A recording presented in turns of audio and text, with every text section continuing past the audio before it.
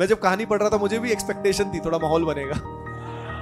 I will not give excuses, I will find a way. मैंने एक किताब पढ़ी थी अभी रिसेंटली, बड़ी अमेजिंग किताब है, आपसे रिलेवेंट अभी नहीं है, बाद में बताऊंगा कभी।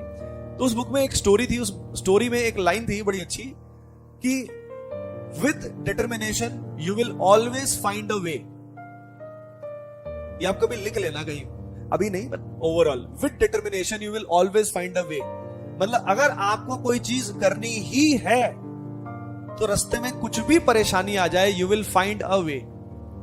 उसमें एक स्टोरी थी बड़ी इंटरेस्टिंग। बेसिक उसमें यह था कि उसमें एक स्लेव था, वो स्लेव पहले स्लेव नहीं था, तो जो रानी थी उसका वो कैमल चलाता था, कैमल से उसको रानी को लेके जाता था वो। तो रानी से ऐसे ही चलते फिरते बातें होनी शुरू हो गई।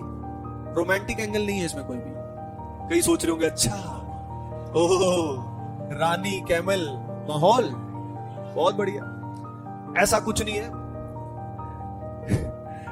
तो वहां पे सिंपली ये हुआ, तो वो बोला, उसने अपना बताने लगा कि पहले मैं स्लेव नहीं था, पहले मैं काफी ऑनरेबल था, और लेकिन बाद में मुझ पे कर्ज चढ़ गया, ये हो गया वो हो गया, मुझे फाइनली मतलब मजबूरियों के कारण मुझे ये स्लेव बनना पड़ा।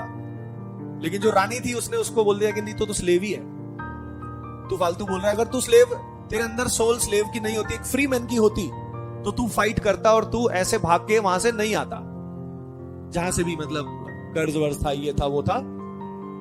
तो तब फाइनली उसकी अंतरात्मा जागी कि I have a soul of a free man, then I will not give up. अगर मुझे कोई चीज पकड़नी, मतलब I will not give excuses, I will find a way. तो फिर फाइनली रानी ने उसको हेल्प किया। मैं जब कहानी पढ़ रहा था मुझे भी एक्सपेक्टेशन थी थोड़ा माहौल बनेगा, ऐसा कुछ भी नहीं था, वो कहानी बहुत इंस्पिरेशनल थी। तो रानी ने उसको हेल्प किया कि मैं राजा को बोल दूंगी कि तुम कैमल चुरा के भाग गए।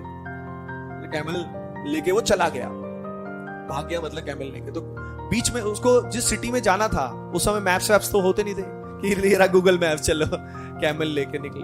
तो वहां पे बीच में किसी सिटी में वो किसी जगह पे रुका, वहां पे ऐसी जगह थी उसका कैमल भी पूरा थक गया और वो भी पूरा थक गया, गिव अप हो गया, जमीन पे लेटा हुआ था और उसको कोई खाने पीने का कोई स्कोप ही नहीं। वहां पे पूरा लैंड ऐसी की बिल्कुल रॉकी लैंड, और वहां पे कोई पानी कुछ नहीं साहब। उसको लगा शायद मैं अभी मर ही जाऊंगा। फिर फाइनली उसको फिर से वही वाली बात दिमाग में आई कि do I have a soul of a free man और I have a soul of a slave. बस उसको वही प्रूव करना था कि नहीं, I have a soul of a free man. मेरे पास दो ऑप्शन है, या तो मैं गिव अप करके परेशान होते होते यहीं पे मर जाऊं, गिव अप कर दूं, या मैं फाइट मारूं। उसने एक नई एनर्जी के साथ दोबारा से फाइट मारी, और कुछ ही किलोमीटर्स के बाद, कुछ ही समय के बाद उनको फल फ्रूट ग्रास सब मिल गया, पानी मिल गया।